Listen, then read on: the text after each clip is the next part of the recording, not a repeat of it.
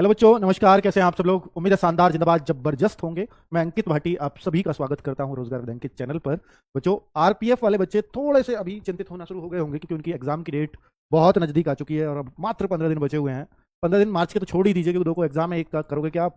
तो आज 13 दिन बचे हुए हैं आज से, अगर मैं फरवरी में काउंट करूँ तो, क्योंकि 28 की फरवरी और 15 तारीख आज हो चुकी है।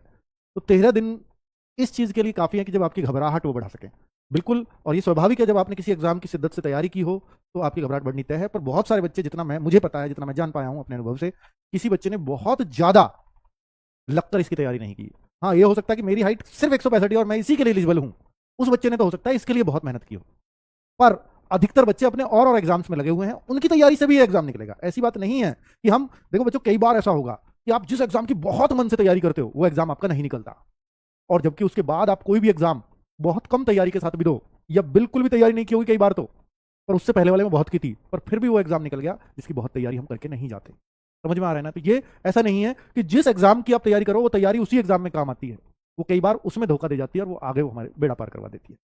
तो ऐसा होता है। आपने मान लीजिए, हो सकता है एसएससी जीडी के लिए बहुत मेहनत की हो, आपने अपने स्टेट पुलिस के लिए बहुत मेहनत की हो, और पता लगे कि यार मैंने आरपीएफ एसआई के लिए भी बहुत मेहनत की थी पर वहां नहीं हो पाया, और यहां मैंने इतनी की भी नहीं, मेरा तब भी हो गया। ऐसा होता है, अक्सर होता है। और ये मेहनत करने वाला बच्चा ही इस बात से रिलेट कर पाएगा और कोई नहीं कर पाएगा। सबसे अच्छी बात यह है कि इस बार ऑल इंडिया कट ऑफ लगने जा रही है। जो पिछली बार जोन वाइज लगी थी, या मैं कहूँ 4-5 भाग में बांटा हुआ था, तो कहीं पे कट ऑफ 120 में से 120 गई, तो कहीं पे कट ऑफ 120 में से 100 पर भी गई, 95 पे। और ये नॉर्मलाइज अंक थे, नॉर्मलाइज्ड स्कोर थे। ठीक है, मैं आज ये बोलूं कि भाई आप कोई बच्चा 95 100 कर रहा है, तो भाई वो ये ना डरे कि पिछली बार कट ऑफ 120 थी। ऐसा सोच के डरोगे तो फिर आपका सिलेक्शन होना ही नहीं है। पर 120 भी तो उनके थे जिनके 90 नंबर थे, नॉर्मलाइज में 120 हो गए थे उनके, 95 थे 120 हो गए थे। मैं आज भी वही कह रहा हूं कि 95 पे भी आप सेफ हो। ठीक है, पर पेपर के लेवल पे भी डिपेंड करता है, नॉर्मलाइजेशन पे भी डिपेंड करता है। तो ये बात अभी कह पाना कि इतना नंबर बिल्कुल सेफ है, इतना कर लो आपका सिलेक्शन हो जाएगा, बहुत जल्दबाजी होगी, और वो कहना भी नहीं चाहिए।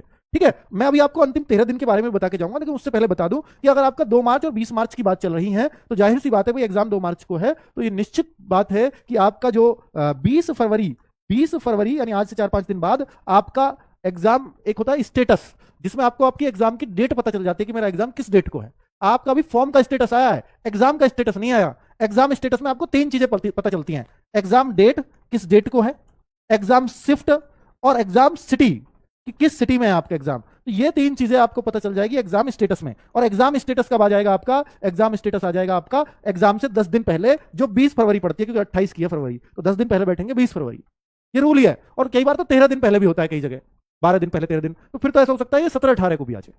ठीक है, ये भी चांसेस हैं। लेकिन जो एडमिट कार्ड है, अगर आप मेरे से एडमिट कार्ड पूछोगे तो एडमिट कार्ड सबके साथ नहीं आएंगे। तो मतलब वो सही 3 से 4 डेज बिफोर, जब भी आपका एग्जाम होगा, ये फॉर सेफ्टी किया गया है, वरना पहले सबके एक साथ आ जाते थे।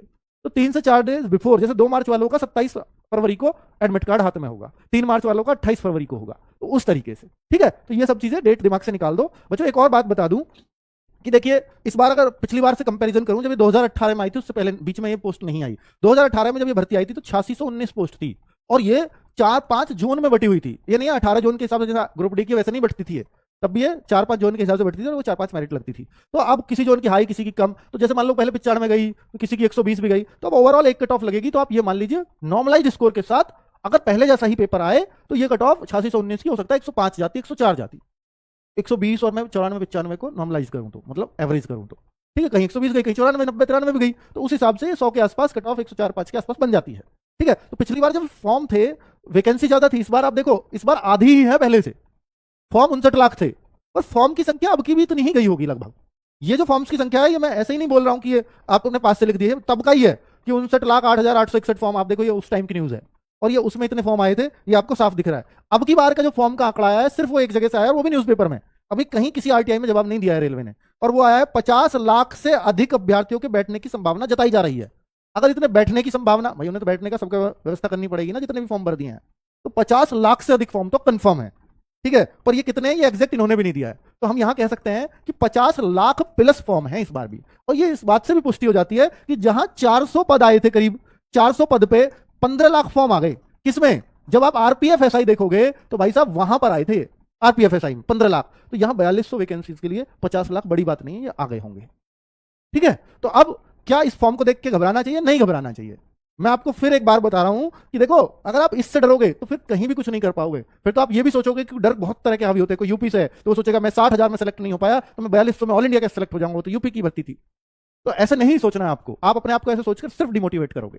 ठीक है, तो कई बार ऐसा होता है बच्चों कि बच्चा कांस्टेबल सेलेक्ट नहीं हुआ लेकिन सब इंस्पेक्टर बन गया, ऐसे भी उदाहरण है। ठीक है, तो 4208 का मतलब है कि यहां पर आपको 42,000 बच्चों को एग्जाम में पास किया जाएगा, 10 गुना बच्चों को ये एग्जाम में पास होंगे। किसके लिए? फिजिकल के लिए।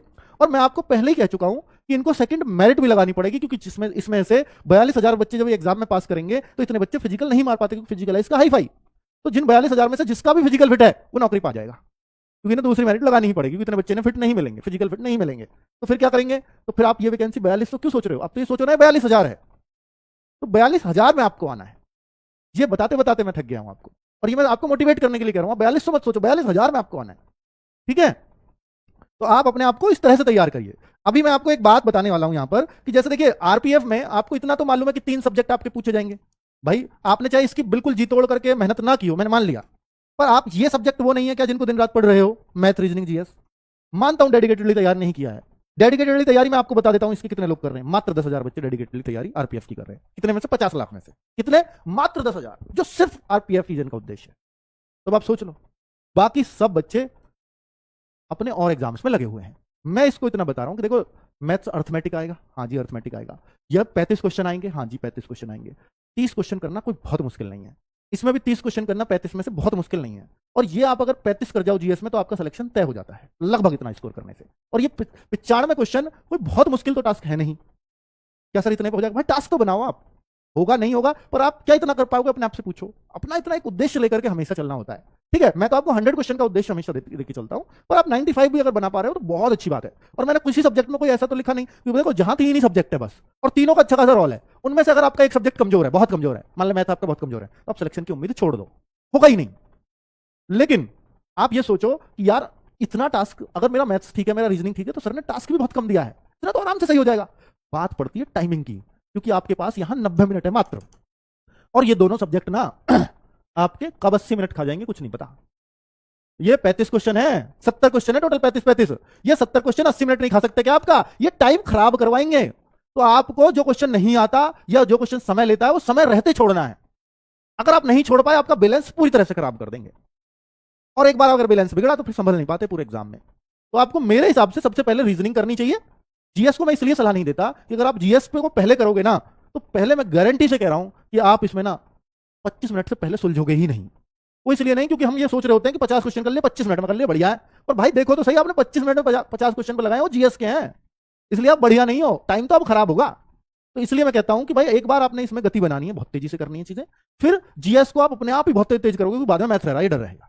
शुरू में रहता है तो आदमी थोड़ा स्लो रहता है, तो स्लो के दिमाग को ये खोल देती है। तो अगर ये मिक्स आए तो देखो फिर तो कुछ नहीं कर सकते, लेकिन अगर ये सेक्शन वाइज आए तो आपको सबसे पहले रीजनिंग करनी चाहिए, उसके बाद जीएस, और लास्ट में मैथ्स को लेना चाहिए। तो मैथ्स आपका कब अच्छा भी हो तब भी कई बार टाइम खराब करवा सकता है। रीजनिंग में आपको पता है सीरीज है, मुश्किल है, या मुझे 1-2 बार में नहीं बन रही तो मैं छोड़ दूंगा, लेकिन मैथ्स में आपको कई बार ऐसा फंसाने वाले क्वेश्चंस मिल जाते हैं और आपको टाइम का नहीं पता चलता, इसलिए मैं ऐसी सलाह आपको देता हूं। ठीक है, तो भाई अब देखो किसी का कोई कहे मेरी रीजनिंग बहुत मजबूत है, मैं यहाँ 2-3 क्वेश्चन फालतू कर दूंगा, मैं यहाँ 2-3 क्वेश्चन और फालतू कर सकता हूं, तो आप यहाँ पर 30-31 कर लो, बहुत है। और देखो जीएस को आप 30 से अगर नीचे की सोचते हैं और फिर सिलेक्शन की सोचते हैं तो नहीं होगा। देखो अगर हार्ड आ गई तो फिर तो कुछ भी हो सकता है, फिर तो कोई भी स्कोर सेफ है, फिर तो अलग ही बात है। अगर बहुत हार्ड आया पेपर, भाई ऐसा भी हो सकता है जीएस में आपको 20 क्वेश्चन मुश्किल हो जाए, फिर हम 95 स्कोर क्यों मतलब तय करेंगे, फिर तो हम सोचेंगे 80 पे भी सिलेक्शन होगा, अगर उन्होंने 20 क्वेश्चन जीएस में ही मुश्किल कर दिए तो आपके। तो ये सब कंडीशंस पेपर पर डिपेंड करेंगी। ठीक है, तो अगर मैं देखूं बच्चों, ये आपको ये इन स्टेप से गुजरना होगा। सबसे पहला स्टेप यही है आपका, फिजिकल बहुत ही खतरनाक फिजिकल उसमें होता है, डरा नहीं रहा हूं और बता रहा हूं आपको, क्योंकि हाई जंप बहुत बच्चों को नहीं लगती और इसमें नॉर्मल से ज्यादा होती है, लॉन्ग जंप भी 14 फीट होती है, और दौड़ भी सबसे जल्दी की है इसमें, 5.5 मिनट में दौड़ मारनी है।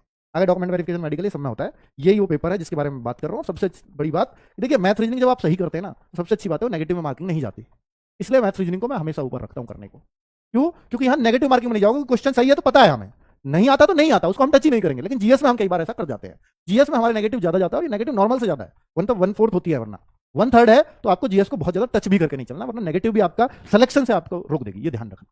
ठीक है, तो ये सारी बातें उन एक्सपीरियंस से बता रहा हूं जो बच्चे गलती करके आते हैं। और बच्चों ये मिनी मॉक टेस्ट है, मैं अभी कह रहा हूं कि जो लास्ट के 13 दिन में आप क्या कर सकते हो, ये हम मिनी मॉक टेस्ट दे रहे हैं बच्चों को। मंडे और थर्सडे मैथ का होता है, यानी हर दिन कुछ ना कुछ हो रहा है। ट्यूसडे और फ्राइडे होता है आपका रीजनिंग का, और जीएस होती है वेडनेसडे एंड सैटरडे, और संडे को फुल मॉक। इससे क्या होता है मिनी मॉक टेस्ट से, कि जो आपको मैथ्स को अपने जो मैथ्स को है उसको समय में करने की आदत आ जाती है। मैथ्स के लिए हम यहाँ एक फिक्स समय दे रहे हैं कि 35 मिनट क्वेश्चन है, 40 मिनट देंगे, तो आपको एक समय का पता रहेगा कि यार मैं अगर क्वेश्चन पे समय ज्यादा ले रहा हूं तो मुझे पता है। रीजनिंग में मैं 35 क्वेश्चन है तो हम वहां निश्चित ही आपको ऐसा टाइम देंगे कि हाँ 30 मिनट दे दी, 32 मिनट दे दी, इस तरह से हम दे रहे हैं यहाँ पर सेक्शन वाइज टेस्ट और सेक्शन वाइज टाइम। इससे आपका टाइम मैनेज होता है फुल मार्क में। जीएस के लिए हम मात्र 15-20 मिनट आपको दे रहे हैं यहाँ पर, ठीक है। तो वो वाला एक टाइम मैनेज, जब आप पेपर में, एक्चुअल पेपर में जब टाइम लेते हो ना किसी क्वेश्चन पे, तो आपको एक इससे जो आपने प्रैक्टिस की है ना मिनी मॉक से सब्जेक्ट वाइज, तो आपको वहां इंट्यूशन आ जाता है, खुद से एक जागृति आ जाती है कि मैं ज्यादा समय ले रहा हूं, मुझे छोड़ देना चाहिए क्वेश्चन, और नॉर्मल केस में नहीं आती वरना। इसलिए मिनी मॉक का बहुत फायदा, और इसकी डिमांड भी बहुत है, बहुत थी और हमने कराया भी, और आप इनको दीजिए रेगुलर। मेरा कुछ फायदा नहीं है ना, मैं इसमें बेच रहा हूं कुछ, इसमें बस फायदा है तो सिर्फ बच्चों का। मुझे तो बहुत मेहनत करनी पड़ रही है अपनी टीम के साथ, मैं सही बता रहा हूं इसमें, और मैं चाहता हूं इसका फायदा ज्यादा से ज्यादा बच्चे लें। आरपीएफ मिनी मॉक रीजनिंग का जो मॉक टेस्ट जो पहला था वो करीब 1,01,000 बच्चों ने दिया है। हर क्वेश्चन कौन सा इनकरेक्ट है, आप सब कुछ देख सकते हो, ठीक है। तो इससे अच्छा क्या है, आप अपनी रैंक देख सकते हो कि आप कहां चल रहे हो। आप मैथ में पीछे हो, रैंक आप देखो, आपकी मैथ में ज्यादा बेकार आती है, रीजनिंग में बेकार आती है, तो सेम बच्चों ने अटेम्प्ट किया है उसे, मान लो 15,000 के आसपास देखो आपकी रैंक क्या है जब 15,000 बच्चे अटेम्प्ट करके। मैथ में 15,000 बच्चों का अटेम्प्ट के बाद देखो, और रीजनिंग में भी जब 15,000 हो जाए तब देखो, तो पता लगेगा कि मेरी एवरेज से मैथ कमजोर चल रही है, मेरी मैथ्स की रैंक डाउन चल रही है, ठीक है। तो उस तरीके से अपने आप को जज किया करो। ऐसे ही जीएस देखिए, मैथ्स का है, मैथ्स को सबसे कम बच्चे दे रहे हैं टेस्ट, 60,000 बच्चों ने दिया है, और यहाँ जबकि जीएस को मैं देख रहा हूँ तो 1,30,000 बच्चों ने जीएस का टेस्ट दिया है।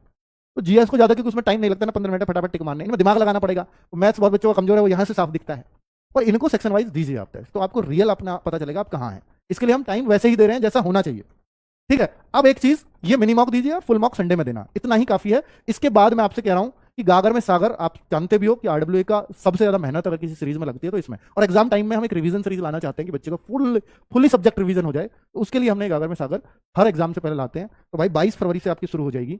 22 फरवरी को सबसे पहले आपकी रीजनिंग की सुबह 9 बजे गागर में सागर होगी, और चूंकि बड़ी क्लास होगी तो पूरे दिन सिर्फ यही होगी, 22 में केवल रीजनिंग की, पूरी रीजनिंग को फिरवा देंगे, हर टाइप, हर फॉर्मूला, हर ट्रिक जो भी सिखाई आज तक आपको।